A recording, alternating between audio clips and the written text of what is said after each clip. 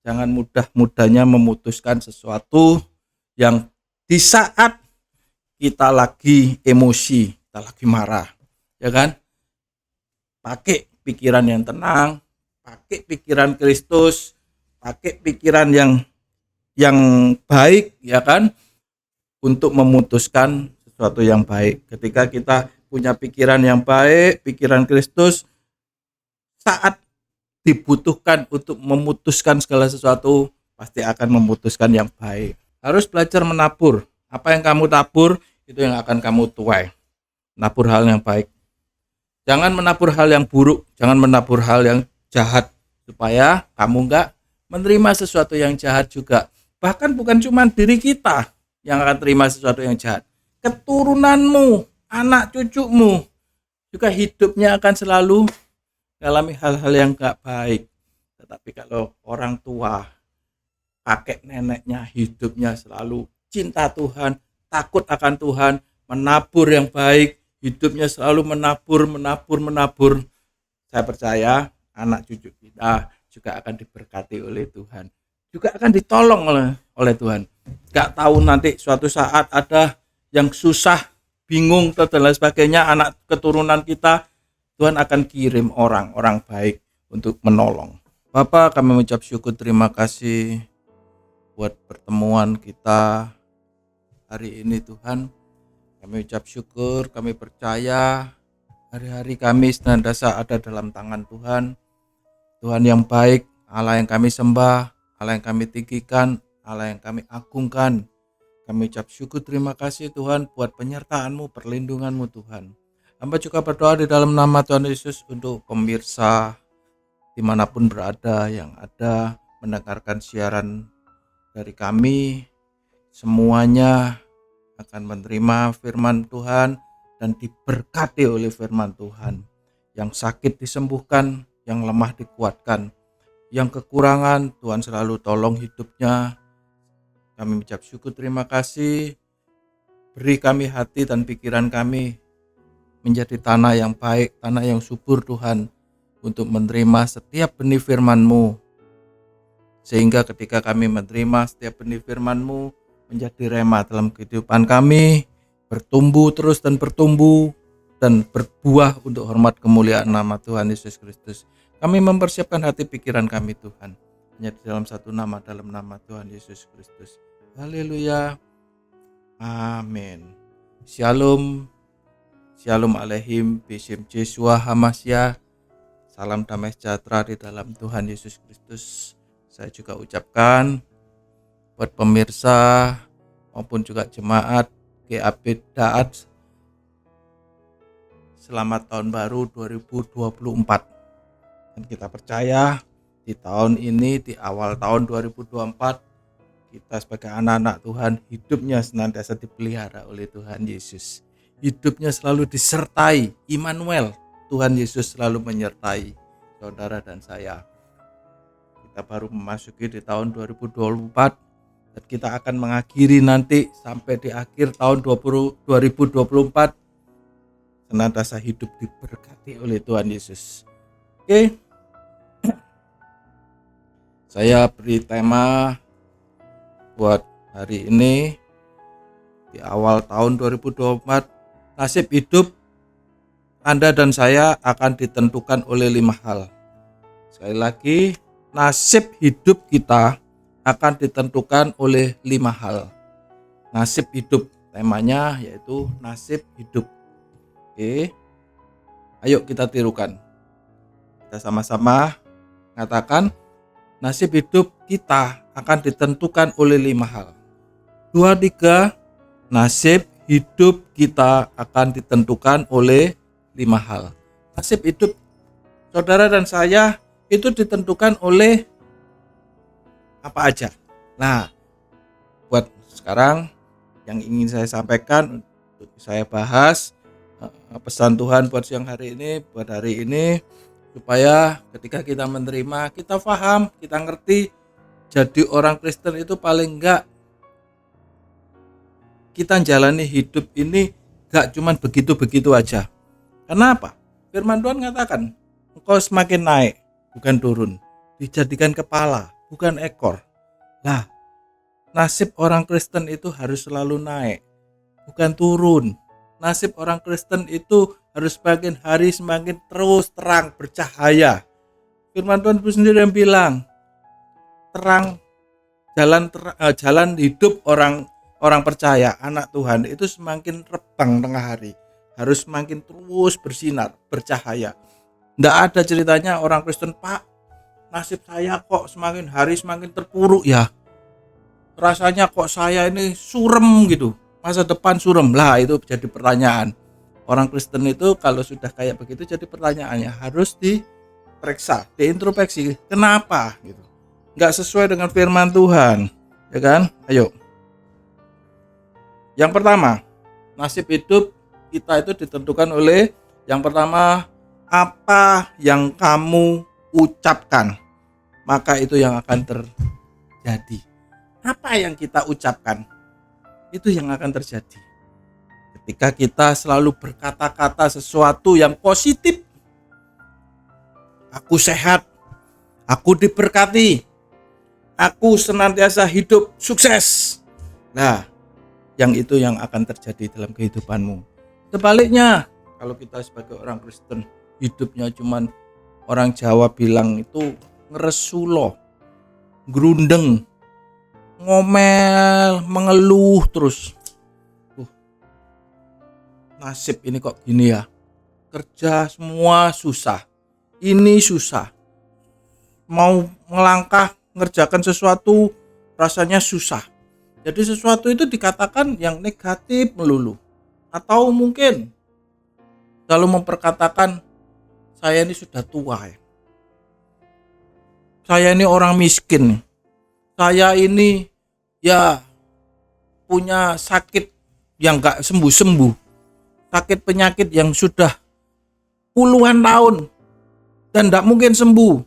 Bahkan dokter bilang sudah seumur hidup kamu mau gak mau minum obat, sampai akhir hayatmu kamu harus minum obat, gak tahu sampai kapan, karena itu penyakit harus dibawa terus sampai hidup. Nah, ayo mulai saat ini kita rubah. Apa yang kamu ucapkan itu yang akan terjadi. Kita rubah ucapan-ucapan kita sendiri. Tiap pagi ketika kita bangun pagi, kalau perlu ngadep cermin, lihat di hadapan cermin, di hadapan kaca, perkatakan, hidupku diberkati, hidupku diberkati. Bahkan kalau perlu sebut namanya, nama kita sendiri. Halo Nelson, ya kan? Hidup saya, hidup Nelson, kamu diberkati oleh Tuhan Yesus. Tuhan Yesus sendiri yang bilang, firman Tuhan berkata, Tuhan senantiasa memberkati engkau di kota, di ladang, bakul nasimu. Engkau semakin naik bukan turun, ya kan? Tuhan tidak akan pernah sekali-sekali membiarkan engkau, tidak pernah sekali-sekali meninggalkan engkau. Perkatakan sesuatu yang positif. Positifnya yang gimana? Yang sesuai dengan firman Tuhan. Apa yang firman Tuhan katakan, kita ucapkan. Nah, supaya kita paham, kita baca firman Tuhan. Harus baca firman Tuhan. Baca firman Tuhan setiap hari, renungkan itu setiap hari dan lakukan. Ketika kita baca, kita renungkan, firman itu tadi akan menyatu dalam kehidupan kita, akan nempel dalam pikiran kita. Terus kita baca, sering kita baca firman Tuhan. Semakin sering baca firman Tuhan, apa yang kita baca akan nempel dalam pikiran kita. Jangan yang dibaca itu berita-berita, waduh, ini harga beras naik, harga cabai naik, kemarin itu di sana perang, di sini ada musim penyakit ini yang akhirnya viral. Terus mereka itu hal-hal yang kayak gitu begitu, yang kita baca, oke lah, enggak apa-apa, bagus, buat sekedar kita tahu gitu. Tapi bukan hal-hal yang kayak gitu dimasukin pikiran kita. Yang harus kita masukkan ke pikiran kita yaitu firman Tuhan, Bible. Apa yang kita baca itu yang harus kita masukkan dalam pikiran kita. Renungkan itu siang dan malam. Ketika kita merenungkan, kita masukkan ke dalam pikiran kita, otomatis akan nempel pikiran kita. Nah, itu yang harus kita ucapkan, harus kita yakini. Dan ketika kita ucapkan, percaya Tuhan pasti akan memberkati saudara. Aku sehat, aku sudah sembuh, aku sudah sehat. Pemirsa yang ada dimanapun, mungkin hari-hari ini mengalami sakit apapun juga, dokter katakan sudah, dokter angkat tangan. Percaya, saya berdoa buat saudara yang ada dimanapun, berdoa yang apapun dokter katakan, di dalam nama Tuhan Yesus, engkau sudah sembuh, engkau sehat, hidupmu dipulihkan Tuhan, hidupmu diberkati oleh Tuhan. Ada amin? Yes. Saya percaya firman ini akan memberi kekuatan buat saudara dan pasti akan memberkati saudara. Amsal 18 ayat 21. Amsal 18 ayat 21. Kita buka. Di situ dikatakan, hidup dan mati dikuasai oleh lidah. Hidup dan mati saudara dan saya dikuasai oleh lidah. Lidahnya siapa? Lidah kita sendiri. Hidup dan mati dikuasai oleh lidah. Siapa suka mengemakannya akan memakan buahnya. Di sini dikatakan hidup dan mati dikuasai lidah. Lidahnya kita sendiri. Bagaimana nasib kita itu tidak ditentukan oleh perkataan orang lain. Bukan ditentukan oleh perkataan orang lain. Bukan ditentukan oleh bosmu. Bukan ditentukan oleh orang tuamu. Bukan. Bukan ditentukan oleh tetanggamu. Bukan. Tapi sekali lagi, oleh perkataan kita sendiri. Hidup dan mati kita ini ditentukan oleh perkataan kita sendiri. Ini firman Tuhan sendiri yang mengatakan, oleh lidah kita sendiri. Siapa yang suka mengemakannya akan memakan buahnya. Nah, yang kita gemakan hal-hal yang membangun diri kita sendiri, membangun iman kita, memotivasi diri kita sendiri, itu yang akan, firman Tuhan bilang gini, akan memakan buahnya. Jadi kita sendiri juga akan menikmati hasilnya. Kebaikannya itu akan kembali ke kita. Hal-hal yang baik itu akan kembali ke kita. Tetapi kalau kita memperkatakan hal-hal yang tidak baik atau kurang baik, akan kembali juga ke kita, yaitu kurang baik atau tidak baiknya. Tapi ketika kita memperkatakan sesuatu yang baik, firman Tuhan akan jadi berkat buat diri kita. Oke, yang pertama, nasib hidup akan ditentukan oleh 5 hal. Yang pertama tadi, apa yang kita ucapkan. Yang kedua, apa yang kamu pikirkan. Ayub 3 ayat 25 sampai 26 di situ dikatakan, karena yang kutakutkan itulah yang menimpa aku. Sekali lagi, Ayub mengatakan gini, karena yang kutakutkan itulah yang menimpa aku, dan yang kucemaskan itulah yang mendatangi aku. Aku tidak mendapat ketenangan dan ketentraman. Aku tidak mendapatkan istirahat, tetapi kegelisahanlah yang timbul. Ayub mengatakan, ngakui dia karena ketakutan. Apa yang dia pikirkan itu membuat dia hidupnya nggak tenang, hidupnya gelisah, mengalami kecemasan, ketakutan. Nah, yang kedua, apa yang kamu pikirkan itu yang akan terjadi. Ayo, mulai tahun ini, mumpung masih awal kita masuk di tahun 2024, kita rubah cara hidup kita rubah ucapan kita rubah pola pikir kita. Kita pikirkan hal-hal yang manis, yang sedap didengar, yang enak dipandang, sesuatu yang baik, yang positif, itu yang kita pikirkan. Firman Tuhan bilang sendiri, jadi pikirkan yang baik, pikirkan yang enak, yang sedap didengar. Pikirkan sesuatu yang membangun diri kita sendiri. Nggak usah memikirkan hal-hal yang bukan-bukan. Aku nggak sembuh, aku sakit. Dokter sendiri yang bilang, aku nggak bakal sembuh. Sudah dibuang, dirubah. Aku sudah sembuh. Di dalam nama Tuhan Yesus, oleh bilur-bilur Yesus, aku sudah sembuh. Sudah disembuhkan. Oleh bilur-bilur Yesus, aku sehat. Ada amin ya. Yang ketiga, ada satu ayat lagi. Firman Tuhan bilang gini, apa yang kamu pikirkan? Di Filipi pasal 2 ayat 5. Ayo kita buka. Filipi pasal 2 ayat 5. Hendaklah kamu dalam hidupmu bersama menaruh pikiran dan perasaan yang terdapat juga dalam Kristus Yesus. Nah, kita perhatikan, kenakan pikiran-pikiran Kristus. Jadi jangan mengenakan pikiran-pikiran dunia, jangan mengenakan pikiran-pikiran ya dengan kata lain dikuasai oleh iblis, jangan mau, ya kan? Tapi pikiran-pikiran Kristus. Pikiran-pikiran Kristus itu yang gimana sih? Pikiran-pikiran Kristus itu sesuatu yang sesuai dengan firman Tuhan, yang seperti firman Tuhan katakan. Jadi bukan yang di luar firman Tuhan. Firman Tuhan kalau nggak memperkatakan, nggak ada di dalam Alkitab saudara, itu bukan firman Tuhan, bukan apa yang diperkatakan oleh Allah. Tapi sesuatu yang diperkatakan firman Tuhan, itu yang harus kita kenakan, ya kan? Oke, yang ketiga, nasib kita ditentukan oleh yang ketiga. Ingat baik-baik, catat baik-baik, apa yang kamu tabur itu yang akan menentukan masa depanmu. Apa yang kamu tabur itu yang akan menentukan masa depanmu. Maka menaburlah yang baik supaya nasibmu dan keluargamu mengalami hal-hal yang baik. Tabur itu yang akan kita tuai.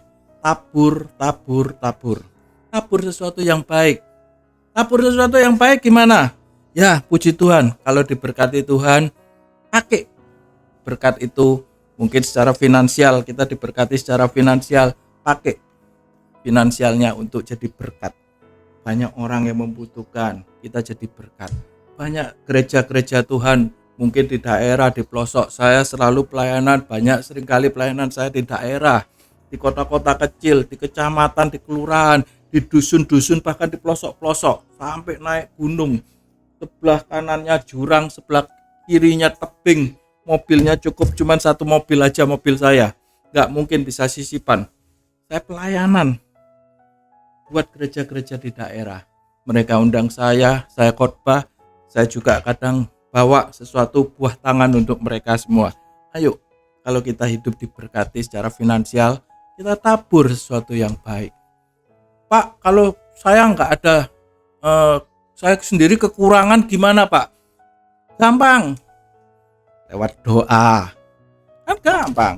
Kita doa untuk orang lain, kita berdoa untuk bangsa dan negara, kita berdoa untuk pemerintahan kita berdoa untuk teman-teman kita berdoa untuk mungkin family, ya kan? Baik yang sudah mengenal Tuhan maupun yang belum mengenal Tuhan. Itu bisa kita lakukan, itu hal-hal yang menabur dengan yang baik. Ya kan? Ada lagi lainnya, menabur hal yang baik gimana? Kalau ada temennya yang sakit, kita kunjungin, kita doain. Ada temen yang kesusahan, kita kunjungin, kita beri senyuman yang terbaik, kita ikut empati, kita ikut merasakan juga sama. Kalau misalkan kita bisa bawa buah tangan, silakan. Kalau enggak pun paling minimal kita beri senyuman, kita kasih doa. Di gereja kita bisa nabur. Kalau kita belum punya finansial yang bisa kita tabur, oke, enggak apa-apa, ya kan? Minimal senyum atau berdoa untuk di gereja saudara. Tapi saya enggak mengajarkan, saudara jadi orang pelit, saudara enggak perlu memberi persembahan, enggak. Ketika saudara mau diberkati, saudara harus bisa menabur, saudara harus paksakan untuk menabur, ya kan? Ketika kita menabur, pasti akan menuai. Jangan berharap menuai kalau nggak pernah nabur. Wah, yang nggak pernah nabur tapi maunya nuai, itu sama kayak maling, sama kayak perampok, ya kan? Perampok itu nggak melok nabur, nggak melok kerja susah-susah, tapi dia ambil paksa punyanya orang lain. Anak Tuhan nggak boleh kayak gitu ya. Harus belajar menabur. Apa yang kamu tabur, itu yang akan kamu tuai. Nabur hal yang baik. Jangan menabur hal yang buruk, jangan menabur hal yang jahat, supaya kamu nggak menerima sesuatu yang jahat juga. Bahkan bukan cuma diri kita yang akan terima sesuatu yang jahat. Keturunanmu, anak cucumu, juga hidupnya akan selalu mengalami hal-hal yang nggak baik. Tetapi kalau orang tua, kakek neneknya hidupnya selalu cinta Tuhan, takut akan Tuhan, menabur yang baik, hidupnya selalu menabur. Saya percaya anak cucu kita juga akan diberkati oleh Tuhan, juga akan ditolong oleh Tuhan. Gak tahu nanti suatu saat ada yang susah, bingung dan lain sebagainya, anak keturunan kita, Tuhan akan kirim orang baik untuk menolong. Itu pasti. Saya sendiri juga ngalamin, saya punya anak ketika dia butuh kerjaan dan lain sebagainya, ada orang baik tiba-tiba kenal atau temennya yang bantu. Ayo kerja ini, ayo masuk di sini, tak bantu masuk. Akhirnya mengalami sesuatu berkat Tuhan. Oke, itu yang penting, hidup nabur. Yang keempat, nasib kita akan ditentukan. Yang keempat, keputusan-keputusan yang kamu ambil. Sekali lagi, keputusan-keputusan apa yang kamu ambil. Hari ini ketika kamu menentukan, kamu putuskan, itu yang akan kamu tuai. Nggak tahu kapan, 1 bulan lagi, atau mungkin 2 bulan, 3 bulan, atau mungkin 1 tahun, 2 tahun ke depan. Nah, ingat baik-baik, catat baik-baik.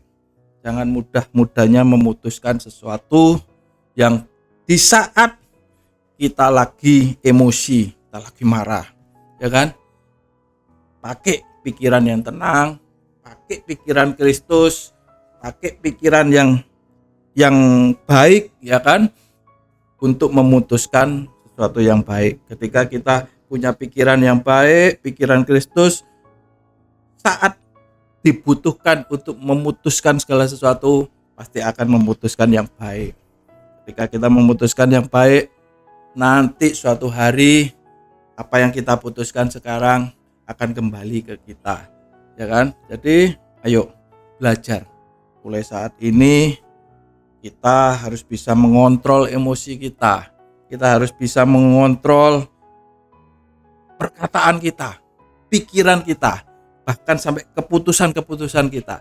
Jangan istilahnya gegabah, ya kan? Jangan ceroboh, jangan gampang-gampangnya. Oke, yang kelima, apa yang kamu percayai. Nasibmu akan dipengaruhi apa yang kamu percayai. Oke, apa yang kamu percayai maka akan terjadi. Nah, hari ini apa yang sedang kamu percayai? Mungkin omongan dokter yang sedang kamu percayai. Wah, dokternya ngomong begini, saya nggak bakal sembuh, saya akan sampai seumur hidup harus minum obat.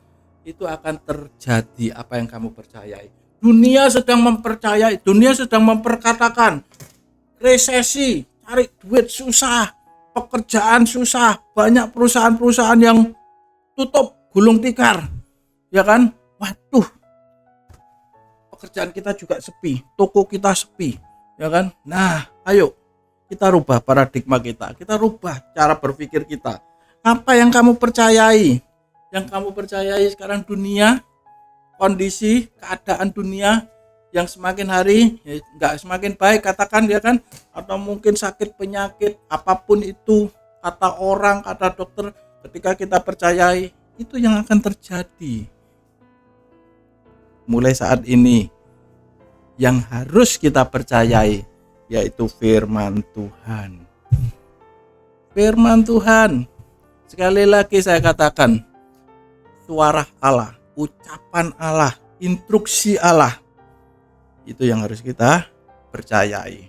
Ketika kita percaya, hidupku senantiasa diberkati Tuhan, dan kita perkatakan, hidupku senantiasa sehat, hidupku sudah sehat dan lain sebagainya, tokoku rame, perusahaanku rame, diberkati Tuhan, pekerjaanku rame, anak-anakku diberkati Tuhan, anak-anakku dijaga Tuhan, dilindungi Tuhan, maka itu yang akan terjadi buat saudara dan saya. Apa yang kamu percaya, maka itu akan terjadi. Ingat baik-baik, nasib kita ditentukan oleh kita sendiri, bukan oleh perkataan orang, bukan karena orang lain, bukan dari ramalan-ramalan. Hidup dan percaya firman Allah, maka itu yang akan menentukan saudara dan saya. Kita buka Ulangan pasal 2 ayat 7. Sebab Tuhan Allahmu memberkati engkau dalam segala pekerjaan tanganmu. Ia memperhatikan perjalananmu melalui padang gurun yang besar ini. Ke-40 tahun ini Tuhan Allahmu menyertai engkau dan engkau tidak kekurangan apapun. Sekali lagi, yang terakhir katakan engkau tidak kekurangan apapun. Nah, bangsa Israel 40 tahun lamanya muter-muter di padang gurun. Tapi dia mempercayai ketika mereka mempercayai selama 40 tahun hidupnya dipelihara oleh Tuhan. Ya, walaupun bangsa Israel sebagian besar mereka tegar tengkuk. Bahkan mereka ngomel sama Musa. Gak kurang kuburan apa? Kita akan mati di padang gurun. Lebih enak di Mesir. Lebih enak hidup yang dulu, ya kan? Tetapi bagi mereka, sebagian dari mereka yang mempercayai firman Tuhan, mereka mempercayai apa yang diperkatakan Allah, janji-janji Allah, ya kan, bahwa akan masuk ke tanah perjanjian, diberi tanah perjanjian, ya kan, negeri yang kaya dengan madu dan susunya yang berlimpah-limpah, ya kan. Mereka akhirnya bisa. Sebagian mereka yang percaya, hidupnya takut akan Tuhan, percaya dalam penyertaan Tuhan. Lihat, mereka akhirnya bisa benar-benar diberkati oleh Tuhan. Ulangan 31 ayat 8. Firman Tuhan katakan gini, sebab Tuhan Dia sendiri akan berjalan di depanmu, Dia sendiri akan menyertai engkau, Dia tidak akan membiarkan engkau dan tidak akan meninggalkan engkau. Jangan takut dan jangan patah hati. Sekali lagi, firman Tuhan buat awal tahun di tahun 2024 ini. Ulangan 31 ayat 8. Firman Tuhan yang terakhir, ayat yang terakhir. Sebab Tuhan Dia sendiri akan berjalan di depanmu. Dia sendiri akan menyertai engkau. Dia tidak akan membiarkan engkau dan tidak akan meninggalkan engkau. Janganlah takut dan janganlah patah hati. Saya berdoa ayat ini menjadi realita, menjadi rema dalam kehidupan saudara dan saya, bahwa Allah sendiri yang berjalan bersama dengan kita, menyertai kita, menuntun kehidupan kita. Dia tidak akan pernah sekali-kali membiarkan saudara dan saya. Tuhan tidak pernah sekali-kali apalagi meninggalkan saudara dan saya. Dia selalu menyertai, bahkan selalu memberkati. Amin. Yuk, kita tutup Alkitab kita berdoa. Bapa di dalam surga, kami ucap syukur, terima kasih. Kami masuk di tahun awal ini 2024. Kami yakin, kami percaya nasib kami sudah ada ditentukan oleh rancangan-Mu Tuhan. Kami percaya di dalam nama Tuhan Yesus, rancangan-Mu tidak pernah gagal buat kami. Rencana-Mu tidak pernah gagal buat kami.